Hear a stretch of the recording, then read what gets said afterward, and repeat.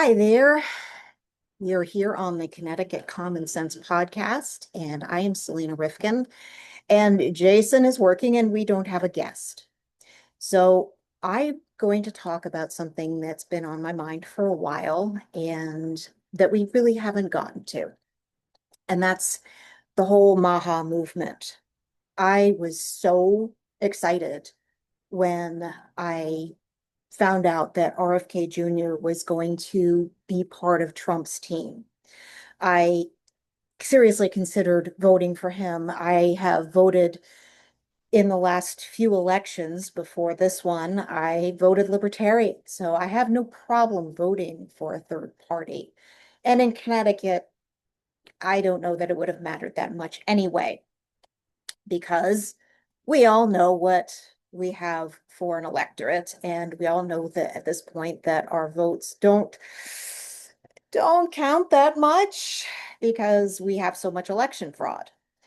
That being said, I was excited and very hopeful, and now a number of the things that RFK Jr. has been doing has been really exciting for me. I have personal reasons for this. I have uh, back in the early 2000s, I went and got myself a degree in nutrition.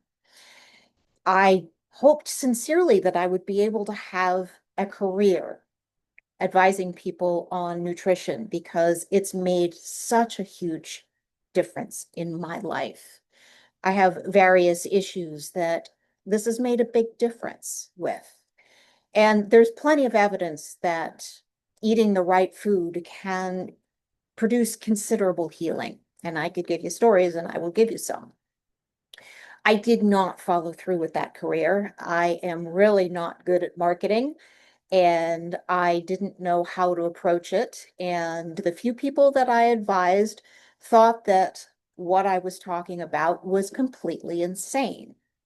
I was advocating for a high fat diet, for eating low carb, for turning the food pyramid upside down, for getting rid of seed oils, and all the things that are now coming out now as healthy choices. Admittedly, this is a little frustrating for me. I have since moved on for the most part, and I am mostly doing writing, but the nutrition bug still pokes me. And out of the spirit of clearing my head so that I could write other things, I coughed up a little book on nutrition. So what I want to do today is I want to talk to you a little bit about what is in that book because it might be helpful to you. And if you like it, I'm not going to give you the whole book because that would be too much, but we're going to go through a little bit of it. And if you like it, just let me know and I can do a little bit more. So let us start with the title of the book, and it is called Good Life Nutrition. Because if we're not well, we can't live a good life. However much we might have ambitions or goals or desires, if our bodies aren't functioning well, we're not going to get from point A to point B, or we're going to burn out. It's not, you just can't function if your body isn't working right. So let's start with why it's really hard to fix what you're eating. It's what it just frustrates me. It's like people, you go to the doctor's office and the doctor is like, oh, eat less fat. And there is this standard advice that doctors give people. And then it's not only is it really hard for people to do it, generally speaking, doctors are giving the wrong freaking advice. That's because doctors get 2 hours of nutrition education. This is one of the things I'm really excited about what RFK Jr. is doing because he is demanding that medical schools now have much, I don't know how many hours, but it's more than 2 hours of nutrition information. Nutrition is the basis of our health. If we don't give our body the correct fuel, the correct minerals, the correct vitamins, then our bodies cannot build healthy muscles, healthy bones, healthy organs and tissues. It can't generate energy. If we don't get, for example, let me give you an example. One of the things that is often advocated is a low salt diet, as if somehow that is a good idea. This is standard advice for anyone who has any kind of blood pressure issue. There is no evidence in the medical literature that reducing your salt makes any significant difference. And by significant, I mean from a specifically scientific definition of significant. Lowering your salt intake has no significant effect on your blood pressure. This is something that has been pushed. It is completely untrue. And what happens if you don't get enough salt? Okay, let's go into that. If you don't get enough salt, your body cannot produce hydrochloric acid. What do you use hydrochloric acid for? Why? You use it for digestion. That is HCl, hydrochloric. The Cl, from a chemical standpoint, that comes from the salt we consume, which is NaCl. The body breaks down the salt compound, extracts the chloride, and attaches it to a hydrogen. That's what our bodies do. Our bodies are amazing. But if you don't have good stomach acid, your body does not break down the food that you're putting in it, no matter how good it is. And then you don't get any nutrients out of it. So you might as well be eating, marshmallow fluff or maybe straw. So that's just one example of the way that nutrition advice has been presented and why it's often wrong. And it's really hard to get good advice. But this doesn't make any sense. Why should food be such a big deal? So let's point out first that our world is wildly different from the one in which we evolved. Mostly people evolved in multiple different environments. We evolved on the savannah and we spread out from there. And we ended up in all kinds of different environments. Humans are really good at niche switching. We can figure out how to live in all these different spaces. Like we can live right on the coast. We can live in deserts. We can live in Arctic environments. We can live on islands. We can be in forests and jungles and find some food because we are omnivores. We can find some food that we can eat. Traditional wisdom is one of the things that I've studied extensively. I was for 7 years a chapter leader for the organization called the Weston Price Foundation. This is an organization that advocates for traditional foods. So people all over the world in traditional environments, and you might call them tribal environments, they're all eating different things. If you're up in the Arctic, you're eating lots of fish, you're eating seals, you're eating a lot of fat because fat will help keep you warm. And if you're living on an island in the South Pacific, you're eating something completely different. Well, you're still eating a lot of fish, but you're probably eating a lot of coconut and coconut oil. So humans are kind of amazing that way. And Weston A. Price was a dentist who traveled the world, and he was examining the health of people's teeth because he was a dentist, and his father before him was a dentist. And he lived during the 30s when processed foods were just starting to be part of the wider food palette in the civilized world. So he was traveling around trying to find places where processed foods hadn't yet been introduced. And then he would compare them to people who were the same genetic basis, who were the same genetic code. If it was Aboriginals, he would study them in their traditional environment, and then he would study those who had moved to the city. The ones who were eating their traditional diet, and this is true, this was true across 10 different places that he studied, they all had the people on the traditional diets all had extremely healthy, straight teeth. There was not a crooked one in the bunch. They had almost no cavities. People who were in the cities, totally crooked teeth. They had lots of cavities. How many cavities did you have growing up? I had tons, and I mean a lot. My whole mouth is full of fillings. And that was because I was a sugar junkie.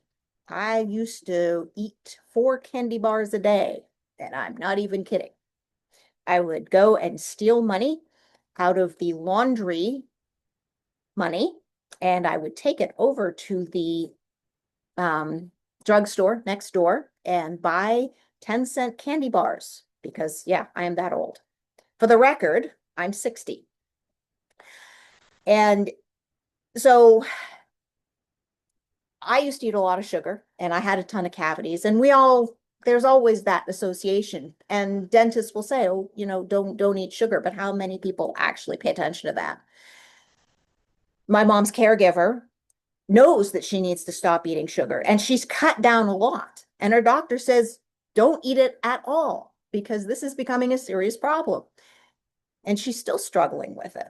I struggled with it. I don't eat sugar anymore, once in a while, for a treat. So it's like maybe once a month. So there are at least 4 reasons why changing your diet is so damn difficult. The first is really the medical industry, and we've talked a little bit about that because doctors just don't give you very good advice. They suggest things like low-fat diets, which are almost impossible to maintain because your body is built from fat. All of the cell walls that you have in your body are made from fat. There's a large percentage of fat in your organs. There is fat behind your eyes. Fat is something that we need in order for our bodies to actually function. We need to eat it. If we don't eat it, our bodies will figure out how to produce it.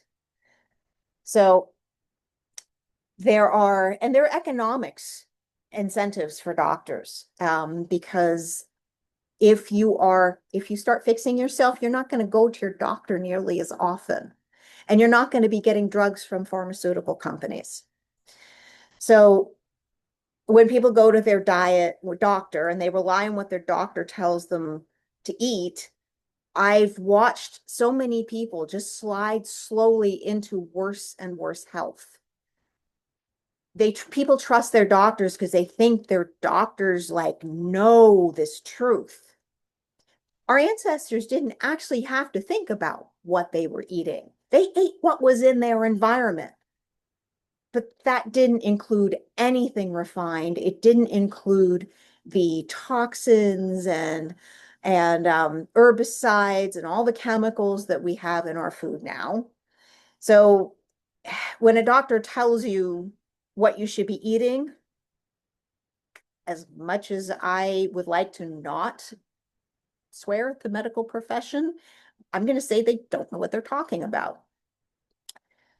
My mother is about the healthiest 94-year-old her doctor has ever seen. Now, yes, she has dementia now, but she's got, the worst thing she has is low thyroid, and she has some issues with her eyes. But she is not on high blood pressure medication. She's not on any kind of cholesterol medication. She's just been eating real food for a very long time. These days, she's pretty fond of sugar, but she's 94, so we're letting that one go. But for decades, she did mostly low carb and pretty much avoided gluten. So she's outlasted all of her peers, and even her friends are failing now because of their dietary choices. The last few years, there was a lot of normalization of things like diabetes. I have a friend who was very overweight, definitely in the obese category. And she was going for this whole, yes, you can be healthy and obese. And I didn't agree with that, but she wasn't hearing anything different. And then not that long afterwards, she announced that, yep, she had diabetes now. And she just sort of accepted it because her father had had it. So it must be genetic. Type 2 diabetes isn't genetic in the sense that if your parents get it, you're going to get it. It's genetic in the sense that how our bodies operate includes not putting in it what we put in it. And in the sense that we often eat what our parents ate. I've seen her cupboard. I know what's in it. So the next reason why it's really hard to change what we eat is evolution. Our oldest upright ancestor, Homo sapiens sapiens, is we've been here, Homo sapiens sapiens has been here for about 300,000 years. So that's how long we've been in the kind of body that we have now. But it took us way longer than that. It took us millions of years to evolve into the body we have now. So, because evolution is really slow. During that period of time, we pretty much ate what was in our environment and slowly developed ways to extract more nutrients from food, which doesn't even include cooking. Cooking is about 1.9 million years old. So we started to obtain nutrients through the food chain. For example, an herbivore eats plants. Plants don't produce a lot of energy, and you have to eat a lot of them. So herbivores, like horses, for example, spend most of their day grazing. Means that they're not that smart, but you don't have to have a lot of brains to sneak up on a blade of grass. That's okay. They have all of the evolutionary tools they need to get away from lions and wolves and all that sort of thing, except for the ones that don't.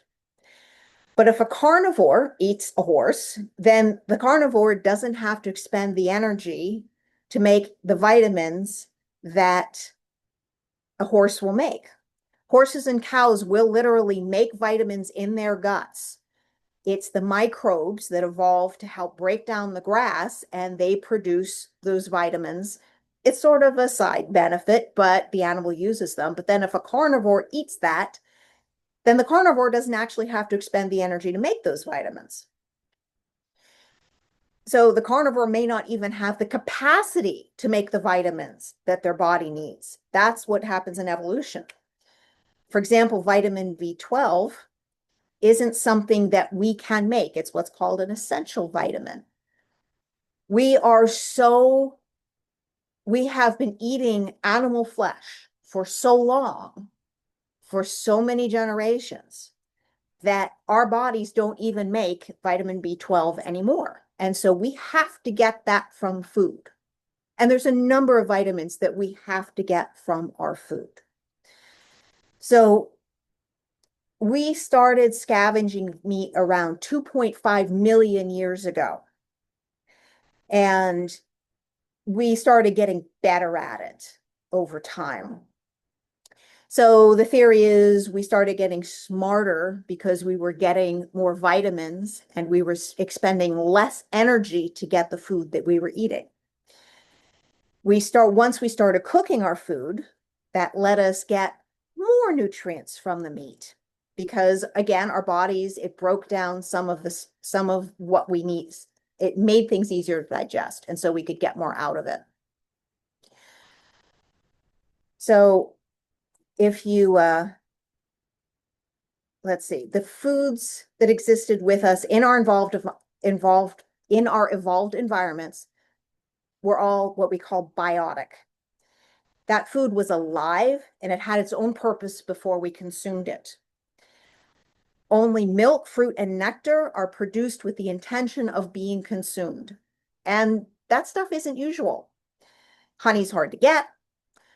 Fruit is seasonal and in our evolved environments was small, not the big sweet fruits we're familiar with. And milk, well, yeah, I'm pretty sure our ancestors weren't going after that. Not for a very long time. That is a fairly recent development. So when we eat something sweet, we get this big rush of dopamine in our brains. And that's because it was rare and our evolved food finding mechanisms rewarded us for finding something that was very calorically heavy. And that's fine if there isn't a lot of it. But here we are. So food makers tend to take those things that work really well, that cause that big rush of dopamine, that re that causes our brains to reward us, and fiddle with the food and make it so that it's like we're getting our taste buds gamed by food producers. And it doesn't matter that it's in it. Our body's like, oh, yay, that feels really good when I eat those chips or or that thing that's really sweet, or you have a, a big sweet, gushy latte from that really popular company that, makes the nifty pastries on the side. So it's like when they put together something like ice cream, it's like sugar and fats. It's all there. Now, fats are usually good for you, but modern ice cream is full of what? Carrageenan? Does anybody even know what that is? I know what it is, but I bet you don't. Trust me, it's not good for your gut bacteria. So we have tastes that trigger ancestral enthusiasm, but they're foods that don't contain any nutrients. So before we had modern food, our aesthetic preferences were a good guide because we didn't have anything useful. So I'm going to give you a list of things that didn't exist in our ancestors' environment. High volumes of sugar, corn syrup, artificial sweeteners, seed oils. No, those really didn't exist in our ancestral environment. Refined flour, genetically modified organisms, emulsifiers, that's the carrageenan, preservatives, food colorants, and pesticide and herbicide residues. Even if you're going around the edges of the store, you have to be aware of things like genetically modified organisms, antibiotics, pesticide residues, and hormones. None of these things were part of our evolution, and our bodies have no idea what to do with them. So it's one thing if you've got a little bit of something once in a while, but if all you're doing is piling this on, then your body starts to not function well because what you put into it is what is being used to build. All of our cells constantly replace themselves. Our blood cells every 3 months. All of the blood cells in our bodies are completely replaced every 3 months. If you are not providing the right nutrients in order to do that, those blood cells are not going to work very well. All of your bones are replaced every 7 years. You don't have the same body you had when you were younger. Now, I'm sure most of you know that. But what if you could be replacing what's dying with something that is of high quality, not garbage? You think that might have some effect on how you feel? So these things that we eat have a number of effects on our body and mind and our gut biome, which is really important. And all of these things need to be taken in consideration when we start putting things in our mouths. Let's see. So the next thing that's really important to talk about is your gut microbiome. So these are the little critters that share our bodies, and they're really amazing. And so what you basically need to know about them now is that they are helper bacteria that live mostly in our digestive tracts, not completely. And we don't even really understand what they do for the most part. There are millions of these things, even millions of different kinds, and they do all of these different things. Some of them produce vitamins. Some of them produce antibiotics. They are literally 80% of our immune system. So if your immune system is compromised, you've got to start with building up your gut microbiome. So it's promising because these little creatures have the potential to treat all sorts of chronic problems. But their loss is what's causing a lot of chronic problems in the first place. And there's so much in our diets that just kill off these species of bacteria that we evolved with. And what happens when you have a void? Well, other species grow in with wild abandon. And some of these species are really nasty and they spew toxins and they steal nutrients rather than making them. Then they start having their own opinions about what you should eat. So sometimes when you have a craving, it's because your gut bacteria is saying, give me sugar right now. I want to tell you about a study. It's called the Study for Adverse Childhood Experiences. And it was done in 1997. And what it demonstrated is that people who suffered from obesity gained their weight quickly and stabilized at a particular weight rather than gaining slowly over time. And this typically occurred after trauma. They also struggled very hard to lose it. The literature on gut microbiome, the gut microbiome of people who are overweight is very clear. That biota is very different than the microbes in a thin person. I'm going to say that again. People who are obese have very different gut microbiomes than people who are slim. That should tell you something. So that often means that we're eating to manage our emotional states. And who doesn't know about this? So the last thing I want to talk about is our lifestyle. So our ancestral foods were always related to our ancestral ways of living. We are social. Our closest genetic relatives are chimpanzees and bonobos, and they all live communally. We don't live communally anymore. In fact, we're very isolated. We used to sit and eat meals together, and then we'd have a conversation, maybe a fight, depending on your family. Perhaps an in-depth dialectic, depending on your family. But we were built to interact face to face, not like this. We're supposed to see whole bodies, and it's easy to exchange the dopamine that we get from having positive interactions with other human beings for food.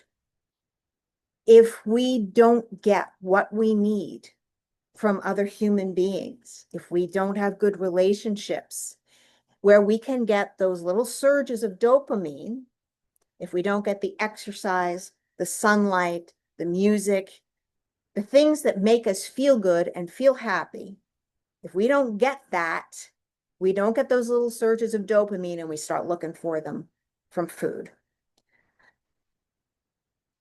The fact is that eating well in the environment we live in is actually work. And that's a drag, but there it is. We have to spend time thinking about what we're eating and maybe when we're eating. Chances are yes, because we don't always get to choose that. And it takes a lot of time and energy to figure out what is healthy in this environment. And it's just gotten worse since I got my degree, just like crazy worse, because oh my God, now they want to put, basically put vaccines in our food. I can't even, I'm just, my brain hurts. So I'm going to summarize this, and then we're going to talk about what's in junk food and why you might want to consider starting to cut that out of your diet, because that really is the first step to getting healthy. Because it's really is a process. You don't just dive in now and do, people talk about, going cold turkey, but it's way more complicated than you can do for cold turkey. So let's summarize this. Our medical system just doesn't support us eating good food. Our evolved tastes can be gained by food companies. Our gut biome is unhealthy and has its own preferences. And our whole lifestyle affects how we resist any kind of addictive craving. So that's the basics of why it's really hard to switch up what you're eating. So now I'm going to talk about junk food. We all know we're not supposed to eat it. We know it's a bad idea. So what junk food is food that manufacturers have made to hack all of our ancestral preferences, but which adds no usable building materials to the body, while introducing harmful substances that waste energy, replace good building materials, or damage tissues or chemical pathways. And it's usually cheaper than food that would nourish us, and we don't have to cook it. Just open the package and put it in our mouths. So speaking of packaging, it usually has some kind of brightly colored packaging, and it's well advertised. And let's not talk about advertising. So it doesn't always come in a flashy, shiny can, though. There are foods that the government recommends, that your doctor recommends, that actually have no nutrients or building materials for your body. There are things that are touted as healthy, and some of them are just as bad as pulling open a bag of Doritos, seasoned Doritos. Let's see. So, for example, let's talk about white bread. I have, and I should have brought it up here with me.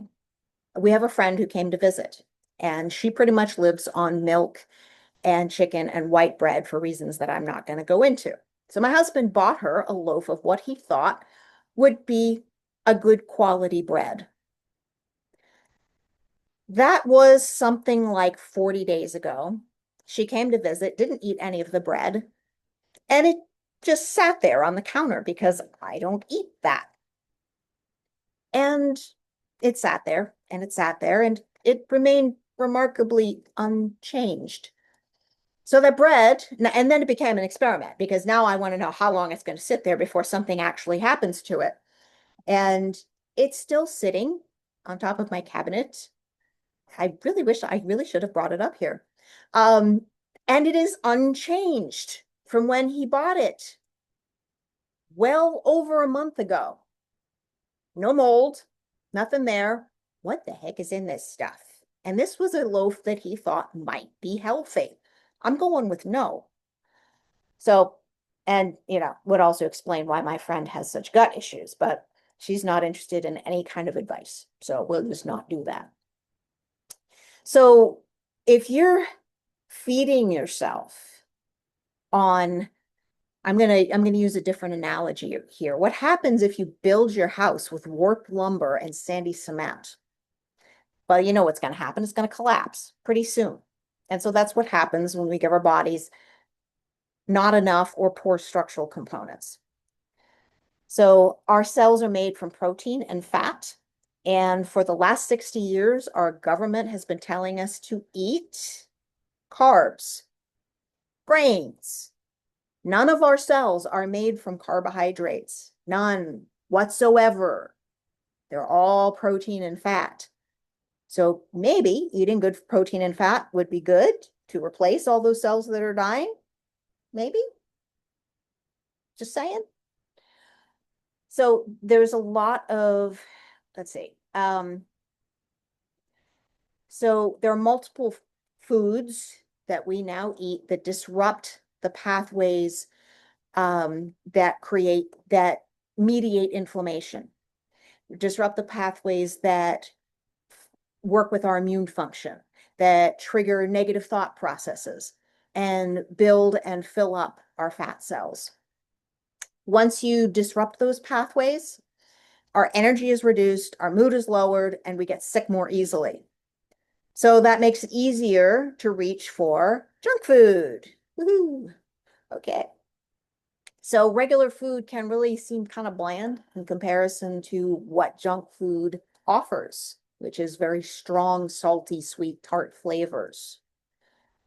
So here we go. I'm going to go a little further here. So let's talk for a minute about food safety.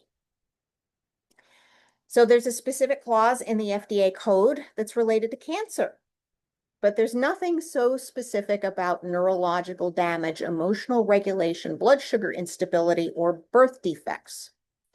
There's no requirement that any invented food or additive be examined in these contexts.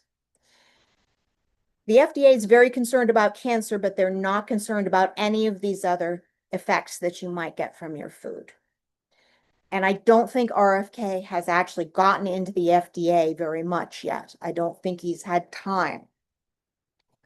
So I'm looking forward to that. So tests performed. So FDA, when they're doing tests on anything, they look at what happens when they don't look at what happens when things are eaten in combination. So there's about 3,000 chemicals on the list of food additives I'm doing this in quotation marks. There's about 3,000 things on the list of food additives. So there's no way you could examine how those things work in combination. These tests do not examine the effect of the gut microbiome, and it's critical to health, and they're not even looking at that. As I mentioned earlier, this is a very new area, but it doesn't make it less important. It doesn't look at our effect, it doesn't look at the effect on our emotional state. No one's asking mice how they feel if they're depressed or anxious. Excuse me, there's a mouse here. Are you depressed? No, apparently not. Nor do they examine the effect of these foods over long periods of time, because who has time for that? Is it worth the risk that junk food imposes for that moment of happiness that you get from eating it? I can't answer that question for you, but it isn't for me. So let's talk about some different junk foods that it would be wise to avoid. We're going to start with sugar, which I've mentioned before. I've only met one person in my whole life who didn't like sweets, and that was my aunt. And it was just weird. She made wonderful pies, and she would sit down at the table and eat dinner with us, but she never ever ate dessert. It was just weird. She was skinny as a rail, gotta tell you. But she was definitely an anomaly. We are, as I said earlier, our brains are programmed to like sweet things. It means a quick jolt of energy in our native evolved environments. So, this was beneficial before the invention of modern industrial food processes. Sugar is now readily available and it's cheap and it's in mass production. Around 70 pounds a year per person is the average consumption. And it's probably more than that because I ain't eating 70 pounds a year. So for the average person who's actually eating it, it's probably more than that. That's not a good idea. And we've actually gotten a teensy bit better because that number was actually 120 pounds when I did my thesis over 10 years ago. So it's a little bit better now, believe it or not. But in the 1800s, that number was like 10 pounds per person per year. So even that is way more than our evolutionary ancestors got. So what happens when your body eats sugar? Because the body doesn't like to have too much sugar floating around in the blood, it releases a hormone called insulin from the pancreas. And what that does is it moves it into the cells. If you have too much sugar, the cells get crowded and won't let any more in. But your body doesn't understand that. And so it keeps releasing insulin. And that doesn't help because there's no room in the end. No room in the end. Bang, type 2 diabetes. When I was in my 40s, mid 40s, my blood sugar started testing kind of high. And I wasn't eating nearly as much sugar. I was definitely down from that 4 candy bars a day, but I was still having dessert most every day. So I cut that back to once a week and my blood sugar went back to normal and healthy. This has an effect. There is a doctor in Toronto and Jason Fung, and he started treating poor people who have type 2 diabetes and who really couldn't afford, you know, he was doing this very inexpensively through diet. And he put people on the keto diet, which I can talk about another time, but it's a very low carb diet. And he had excellent results. And there's plenty of stories like this. So it is something, type 2 diabetes isn't something you're required to just live with once you have it. It is actually fixable. It's fixable. Um, so why do we want to keep sugar a treat versus a staple? First, sugar feeds cancer cells, and the consumption has been linked to cancers of the breast, ovaries, pancreas, rectum, lung, gallbladder, and stomach. People are afraid of cancer. If you're afraid of cancer, stop eating sugar. If it's in your family, stop eating sugar. You know how they test for cancer? They make you drink a sugar-heavy drink and see where it goes. They inject it into your body and they see where it goes because it will light up the cancer cells. I should add that they make it radioactive. So it will light up the cancer cells. And if that's feeding the cancer, don't eat sugar. Sugar also feeds the bad bacteria in the gut and that contributes to gut permeability and the release of toxins into your bloodstream. Sugar interferes with the digestion of protein. Because sugar slows and weakens the digestion, it contributes to food allergies. Sugar is implicated in all kinds of inflammation, which is a source of numerous chronic illnesses. I started doing keto, it's probably 8 years now. And I was in a group for keto, and I can't tell you how many people in that group talked about how all of their pain went away because they had changed their diet. It was just pain. Pain is from inflammation, and their pain would just go away because they were done with the inflammation went away. Because sugar is the preferred food for the brain, that your brain is the first thing that's affected when you eat sugar. So that means you can get hypoglycemic, and it's a source of emotional instability and potentially poor behavior. So one of the things I found when I was struggling with depression was that reducing my sugar intake improved my emotional state a lot. It's much better now, too.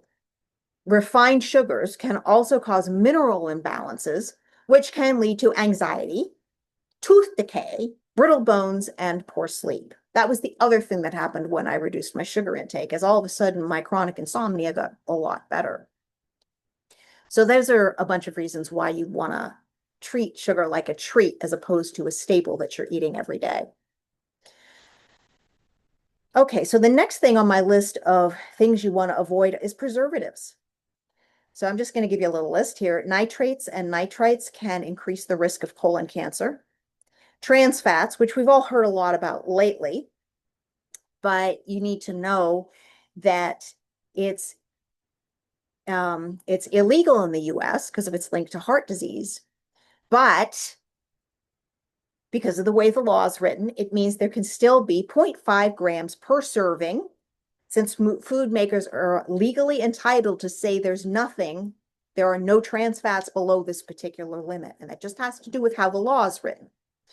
So if something says vegetable oil in it, it might be vegetable oil that has been hydrogenated. We can't know. We actually don't know. Another preservative is BHA, which is showing risk for cancer in recent tests. The next group of things we want to avoid is food colorants. Children are very likely to consume foods that contain colorants because brightly colored food is appealing. Sometimes it appeals to adults too. There are a few studies that there's one of a few studies that I can't talk. I apologize. In one of the few studies done with a combination of these compounds, the nervous system of children was the nervous system was affected. It was probably done with mice. Some food dyes are contaminated with I can't pronounce this, benzodine. Okay, there we go, which is an organic chemical linked to cancer. Red dye number 40 has also been linked to cancer as well as hyperactivity. So it's really awesome that food companies are now going to be removing a lot of these food colorants and switching to natural food dyes. You know, in Europe, they don't have them. They're only allowed here. Makes you wonder why. The next thing you want to be careful to avoid is emulsifiers. These are things that bind things together that would otherwise separate, like oil and water. This includes things like polysorbate 80 and, okay, this is another one that's hard to pronounce, carbozymethylcellulose. It's generally viewed as safe. No, I'm not going to say that again. But it plays havoc on the gut microbiome. It kills good bacteria while leaving behind pathogenic bacteria. And that turns the intestinal wall permeable, and it's really not supposed to be permeable. And this is how you end up with food allergies. So the last thing I'm going to talk about is glyphosate. Now, I'm sure you've heard of glyphosate at this point. It's a herbicide that's commonly used on genetically modified crops. Genetically modified crops usually include soybeans and corn. And while genetically modified foods may or may not be dangerous to human consumption, dangerous to the human body in and of themselves, the reason they've genetically modified them is so they can spray the heck out of them with heavy applications of glyphosate in particular. The fields are sometimes sprayed before they even sow the crops. I'm sure you've heard of the Roundup lawsuits. And Roundup is the commercial name for glyphosate. Monsanto, which is the maker, has settled over 100,000 such suits. And there's still 30,000 or so waiting. That might be less because I wrote this book a couple years ago, made sure that I checked all my details. Glyphosate not only causes cancer, but it acts as an antibiotic and it kills off your gut microbiome. So it's not just used on GMO soybeans. It's also used as a drying agent before the harvest. So even if you're buying, say, organic bread, it could have glyphosate on it. So this is something you definitely want to avoid. So there's some excellent comfort foods out there that haven't been processed, but once you get off the junk food, you actually stop missing it. No, I'm not going to go into it now on how to get off the junk food. If you found this content interesting, drop me a note either on X or in the comments, and I will go a little bit further and we can talk about how to get yourself off the junk food and what you actually want to be eating. So just to summarize junk food hacks our ancestral food preferences. It gives us less energy than it takes to digest it. And it contains toxic chemicals and it destroys our gut microbiome. I'd like to pause here and tell you a little bit about why I'm interested in health. I have struggled with a number of health issues over the years, and people always look at me and say, "Oh my God, you look really healthy." The reason I look healthy is because I have, for almost my entire life, worked with natural healing. And for the most part, that has involved food because it has to. I also use various herbs and I have a naturopath and I get chiropractic adjustments and I get acupuncture. And whatever issues I'm dealing with on any given day, my first go-to is always going to be some form of natural healing.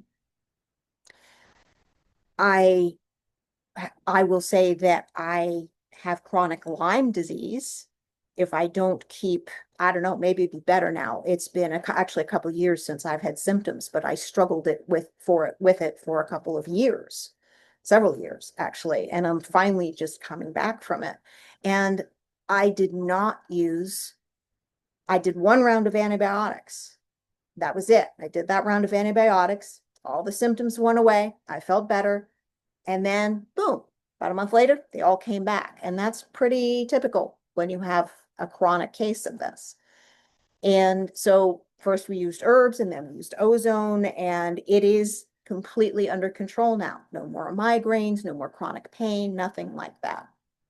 I still keep up my treatments, which is the various herbs and what have you, but I feel much better now. And one of the things I discovered in the course of doing this was that if I ate sugar, my symptoms got worse. So that's just one little example. If you feed your body the right thing, it's going to treat you a lot better and you're going to feel better once you get past the addictive quality of modern foods. And I'm not saying that's trivial because it's not. It took me a long time, and there's some tricks you can use to help remove these things from your diet. I've tried a lot of them. So I hope that, like me, that you are very excited about having healthier food, that you're excited about having a healthier life. And if there's anything I can do to help, let me know. So that's it for today. And I hope you guys enjoyed this. And you have a wonderful next couple of days. On Thursday, we're gonna have a guest who's gonna might even talk some more about health stuff because he's a real health nut. And I look forward to talking with you guys again. Have a wonderful day. Bye now.